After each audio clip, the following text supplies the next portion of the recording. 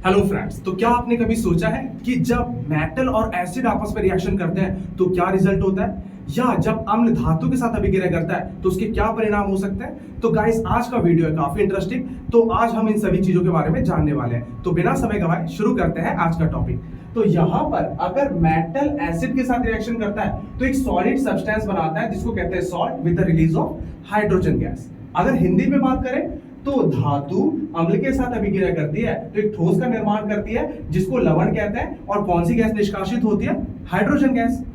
तो यहां पर एक एग्जांपल ले लेते हैं। तो ये जिंक मेटल हाइड्रोक्लोरिक एसिड के साथ सॉल्ट बनाती है zinc chloride with the release of hydrogen gas. अगर आप ध्यान से देखेंगे तो ये डिस्प्लेसमेंट रिएक्शन है। जिंक हाइड्रोजन को डिस्प्लेस करता है और हाइड्रोजन गैस रिलीज होती है। तो ये डिस्प्लेसमेंट रिएक्शन है, या हिंदी में कहते हैं विस्थापन अभिक्रिया।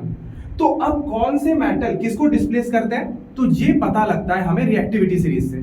जैसे ये रिएक्टिविटी सीरीज है और हाइड्रोजन से ऊपर वाले जो मेटल्स होते हैं वो हाइड्रोजन से हाई रिएक्टिव होते हैं, हाइड्रोजन से नीचे वाले मेटल हाइड्रोजन से लो रिएक्टिव होते हैं।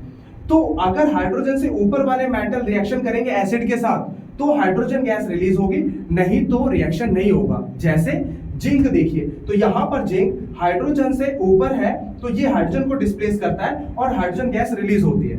पर कॉपर जो हाइड्रोजन से लोअर रिएक्टिव है तो ये हाइड्रोजन को डिस्प्लेस नहीं कर सकता, इसलिए कॉपर का हाइड्रोक्लोरिक एसिड के साथ कोई रिएक्शन नहीं होता है।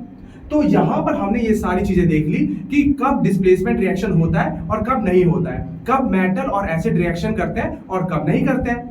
तो ये हाइड्रोजन गैस जो रिलीज होती है इसका डिटेक्शन कैसे करेंगे, तो इसके लिए हमारा पॉप टेस्ट एक्सपेरिमेंट। तो चलिए हम पता लगाते हैं कैसे हम डिटेक्ट करेंगे हाइड्रोजन गैस को।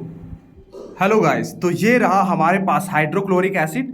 इस टेस्ट ट्यूब में हाइड्रोक्लोरिक एसिड है और मैंने ये जिंक के ग्रैनुअल्स मैंने इसमें ड्रॉप कर दिया है, जिससे बबल्स बनना स्टार्ट हो चुका है, मतलब हाइड्रोजन गैस रिलीज होना स्टार्ट हो चुका है। आप देख सकते हैं ध्यान से, मैंने एक टेस्ट ट्यूब को इसमें उल्टा करके रख दिया है।